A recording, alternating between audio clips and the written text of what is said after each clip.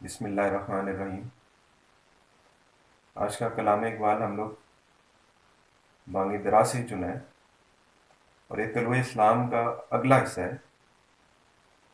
سر شک چشم مسلم میں ہے نیسا کا اثر پیدا، خلیل اللہ کے دریا میں ہوں گے پھر گوہر پیدا۔ کہتے ہیں سر شک چشم مسلم میں، سر شک کہتے ہیں آنسوؤں کو، چشم مسلم یعنی مسلمان کی آنکھ، ایک مومن کی آنکھ میں ہے نیسا کا اثر پیدا۔ نیسا جو ہوتا ہے نا، ایک بارش کا قطرہ ہوتا ہے جس جو سیپ میں گرتا ہے تو وہ موتی بن جاتا ہے۔ تو کہتے ہیں اسی طرح جو مسلمان کی جو حسن ہے، سر شک چشم مسلم میں ہے نیسا کا اثر پیدا۔ وہ کون سے موتی بناتا ہے؟ مسلمان کے آنسو وہ کون سے موتی بناتا ہے؟ خلیل اللہ کے دریا میں ہوں گے پھر گوہر پیدا۔ وہ جو موتی بناتا ہے وہ خلیل اللہ بناتا ہے، وہ اللہ کا دوست بناتا ہے اس کے آنسو۔ کہتے ہیں خلیل اللہ کے دریا میں ہوں گے پھر گوہر پیدا۔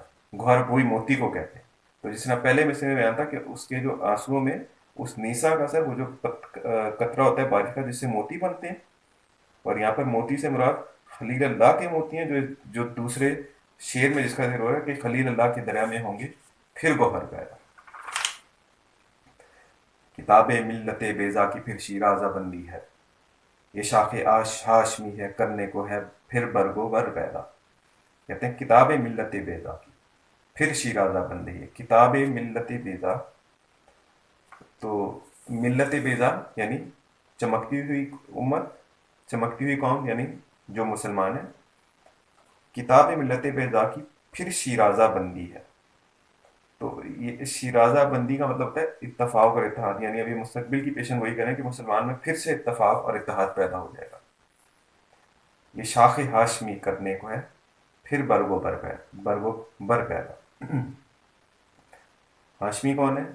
نبی پاک صلی اللہ علیہ وسلم۔ تو یہ جو شاخ ہاشمی ہے یعنی جو مسلمان امت میں، یہ شاخ ہاشمی کرنے کو ہے پھر برگ و بر پیدا۔ برگ و بر کہتے ہیں پتے اور پھل کو، یعنی پھر سے شادابی آنے والی۔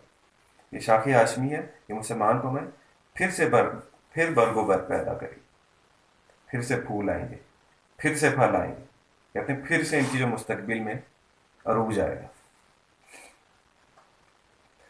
جہاں بانی سے ہے دشوار تر کار جہاں بینی، جگر خوں ہو تو چشم دل میں ہوتی ہے نظر پیدا۔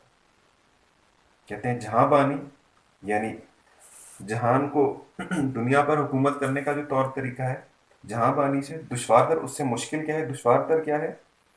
جہاں بینی، جہاں کو دیکھنا، وہ مومن کی فراست والی آنکھ پیدا کرنا، اس کے وہ اللہ کے نور سے دیکھنا، جس طرح حدیث میں ہے کہ مومن اللہ کے نور سے دیکھتا ہے۔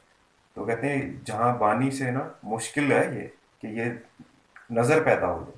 جگر خوں ہو تو چشم دل میں ہوتی ہے نظر پیدا۔ ایک تو اللہ اس کے رسول صلی اللہ علیہ وسلم کے عشق کی وجہ سے جن کا جگر خوں ہوا، یا جن کے اوپر عذاب نہیں، یا جن کے اوپر واقعی آزمائش آئی، ان کے جو مشکلات سے جو ان کے اندر ان کا جو جگر خوں ہوا، تو اس سے کیا ہوا؟ تو ان کی چشم دل میں ہو گئی نظر پیدا۔ جگر خوں ہو تو چشم دل میں ہوتی ہے نظر پیدا۔ ہزاروں سال نرگس اپنی بے نوری پہ روتی رہی، بڑی مشکل سے ہوتا ہے چمن میں دیدہ ور پیدا۔ کہتے ہیں ہزاروں سال نرگس ایک پھول ہوتا ہے جو آنکھ کی طرح کا ہوتا ہے، اور یہاں پر اقبال میں اکثر اسے مراد لیتے ہیں بصیرت کی آنکھ، وہ مومن کی فراست والی آنکھ۔ کہتے ہیں ہزاروں سال نرگس اپنی بے نوری پر روتی رہی۔ کہتے ہیں جو ہزاروں سال نرگس، یہ جو عام لوگوں کی جو کہہ لیں آنکھیں، کہتے ہیں وہ اپنی بے نوری پہ روتی رہی، کیونکہ ان کی فراست کی آنکھ، ان کی بصیرت کی آنکھ تو کھلی نہیں۔ ہزاروں سال نرگس اپنی بے نوری پہ روتی رہی، بڑی مشکل سے ہوتا ہے چمن میں دیدہ ور پیدا۔ اچھا، جو نرگس تھی جو آنکھ کی طرح ہوتی ہے، وہ اپنی بے نوری یعنی وہ اندھے پن پہ اپنے رو رہی تھی کہ اسے نظر کچھ نہیں آتا، وہ بصیرت کی آنکھ کو۔ پھر کہتے ہیں بڑی مشکل سے ہوتا ہے چمن میں دیدہ ور پیدا، یعنی وہ دیکھنے والا، وہ آنکھوں والا، وہ صاحب نظر، کہتے ہیں وہ بہت مشکل سے پیدا ہوتے ہیں، جن کے بارے میں ذکر ہے کہ مومن کی فراست سے ڈرو، وہ اللہ کے نور سے دیکھتا ہے۔ شکریہ۔